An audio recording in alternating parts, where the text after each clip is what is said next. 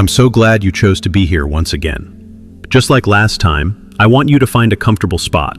Maybe take a deep breath and just give yourself credit for showing up. This work isn't easy, but it is the most important thing we can do. Sometimes in a relationship, all it takes is your quiet decision to take a step back, to unleash a storm in the other person. There was no grand betrayal, no dramatic fight, no shouting match. You simply chose to reclaim your space. You opted for silence, for distance, for your own autonomy. And yet, the person you are stepping away from falls apart. They react with a tidal wave of anger, panic, desperate accusations, and a profound despair, as if your absence has torn a vital organ from their body. This seemingly out-of-proportion reaction isn't based on logic or the reality of the relationship. It's rooted in their inner world, their psychology. We often believe that we are relating to another person as they truly are, but frequently, especially in relationships with deep, unspoken currents, this isn't the case. You are not seen simply as you. Instead, you become a symbol, a stand-in for something the other person desperately needs. Without either of you realizing it, they have mentally cast you in a specific role within the landscape of their mind. You might have become the ever-nurturing mother they never had, the all-powerful father who provides safety, the mirror that always reflects back their best self, or the solid pillar that holds up their entire emotional world. You are assigned a job you never applied for. This is precisely why, when you decide to leave, it's not just the relationship that shatters. What truly collapses is the illusion you were upholding. It is the unconscious scaffolding that you represented. You weren't just a partner or a friend. You were their sense of balance, their stability. Research into how we form emotional bonds, particularly the work on attachment theory, shows us that many people build relationships that are haunted by a constant, nagging fear of being abandoned. Individuals with what is known as an anxious attachment style live in a state of high alert. For them, your consistent presence is what keeps their world stable. Your predictability is the dam that holds back a flood of anxiety. When you break that pattern by choosing to withdraw, what breaks is not just their affection for you, it is the very structure that was keeping their inner chaos at bay. This moment can be described as a kind of forced emotional birth. When a bond that has become merged and codependent is broken, the other person's mind is violently shoved into the reality of separation, of being an individual. This is an experience they may have never truly processed before. For someone who has lived emotionally fused with another, where their identity is tangled up with yours, your departure is not a simple goodbye. It feels like an amputation. You didn't just leave as a person. You left as a psychological function, as a mirror, as a support beam, as their emotional life support. And that is the real reason they fall apart. Their crisis is not always a testament to their love for you, but often it is a reflection of their terror at having to face their own inner emptiness without you there to act as a shield. Many of us are taught to be what others need us to be. We learn to adapt, to please, to fit into the molds that family, friends, and partners create for us. In many relationships, what we call love is actually an unconscious agreement of projections.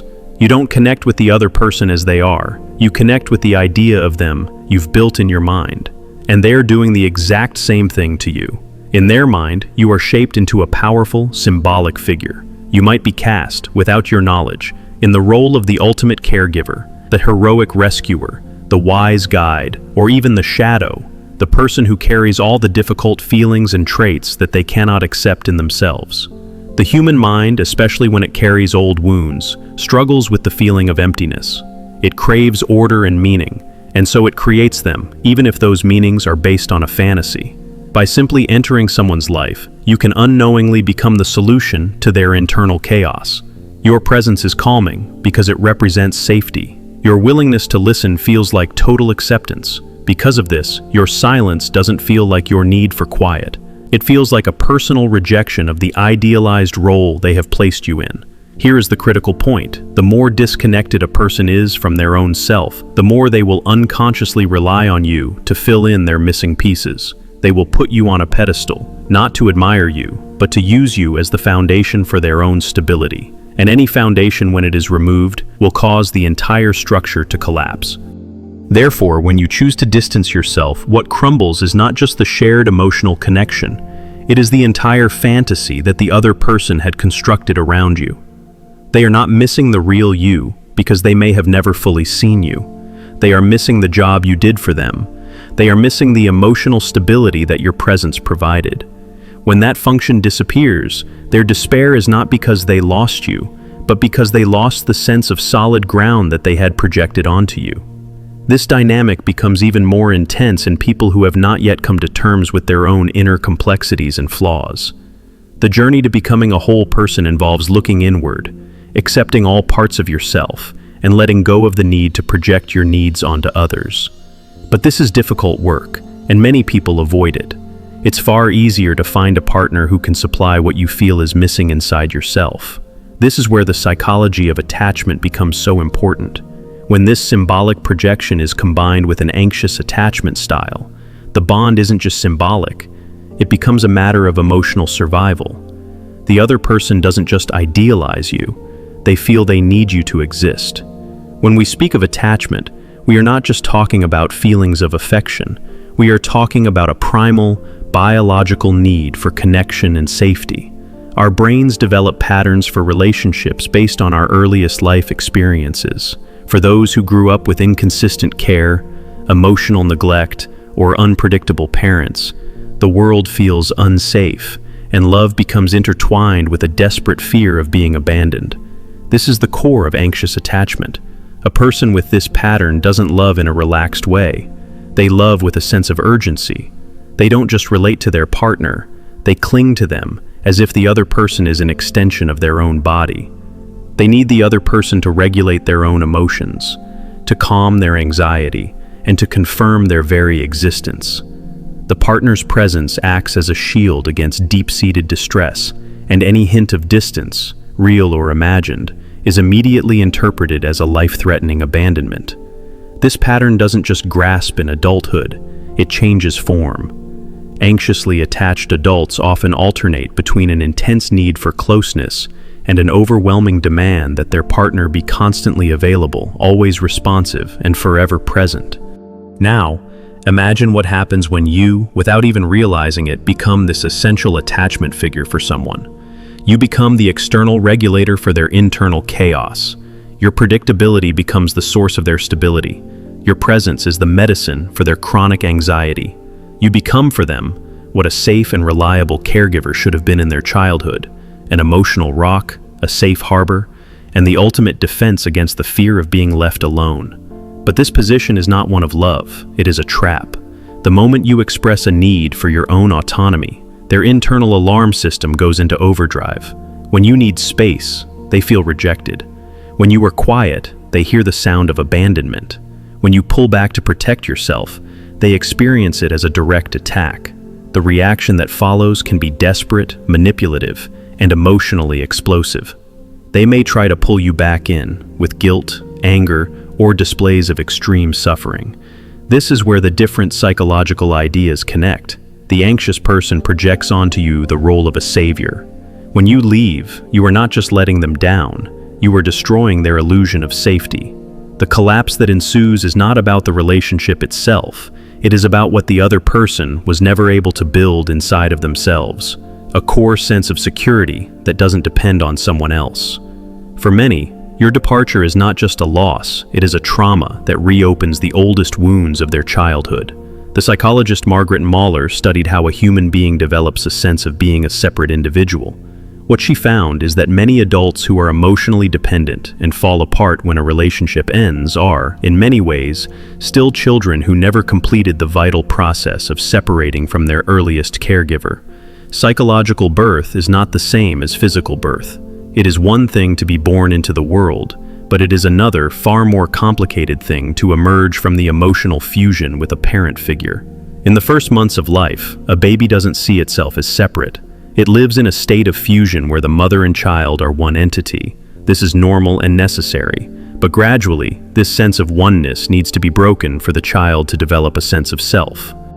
The problem is, for many, this process is disrupted. Early trauma, insecure attachments, or inconsistent caregiving can halt or distort this journey. The child grows up without a clear sense of where they end and others begin. What they fail to resolve in childhood, they carry into their adult relationships. This is where it all comes together. When you become the other half for someone who never fully separated, Your presence becomes woven into their very sense of identity. You are their ground, their outline, their psychological extension. When you decide to pull away, out of exhaustion, personal need, or the realization that the relationship is unhealthy, you are not just leaving them. You are forcing an emotional birth. You are tearing them away from a deep-seated illusion of unity. You are essentially saying, we are not one. And for someone living in that fused identity, this is an unbearable realization. The person panics, not because they love the real you so intensely, but because they feel they are being psychologically torn apart by your absence. It is the sound of a childhood terror echoing in an adult body. It is the unseparated child screaming, "Don't leave me. I don't know who I am without you." The intensity of their pain is directly related to the intensity of the fusion. The more merged they were with you, the more brutal the impact of your departure will be. This leads directly to their reaction, because when you finally distance yourself and break this bond, you also break the illusion of control they had over you.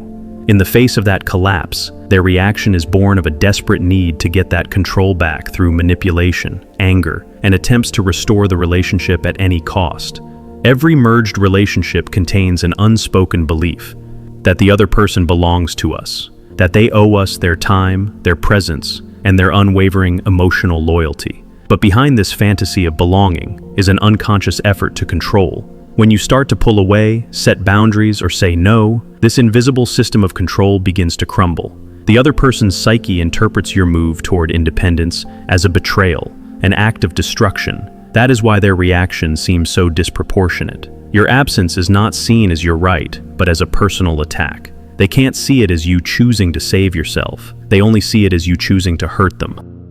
This is when dangerous patterns can emerge. They will try to restore control, either directly, through demands and accusations, or, more subtly, through strategic silences and playing the victim, making you out to be selfish for simply wanting to preserve your own well-being. The anger that erupts is not really about you. It's about the breaking of an unspoken psychological contract, the shattering of the illusion that you would always be there, predictable and available. Power and love cannot exist in the same place. In these relationships, power disguised as need takes the place of freedom. The bond stops being a meeting of two whole individuals and becomes an emotional cage where only one person's needs can be met at a time. At some point, you must face a difficult but liberating truth. The problem was never you. The intensity of the other person's pain is not a measure of your love, but a measure of their dependency. Genuine love respects individuality and freedom. Dependency demands possession and control. It needs the other person to stay the same forever. When you decide to grow, to leave, or simply to breathe, dependency screams in protest. It accuses and manipulates to pull you back into your assigned role. This is where many people falter. The other person's pain seems so real and so immense that you begin to doubt yourself. You wonder if you were too cruel, too selfish, but that guilt is not yours to carry. It was manufactured by a distorted bond that was built on their need, not on your truth. Your freedom is not an act of cruelty. It is your fundamental right. When someone collapses because you left, what is really surfacing is the emptiness that you were used to fill.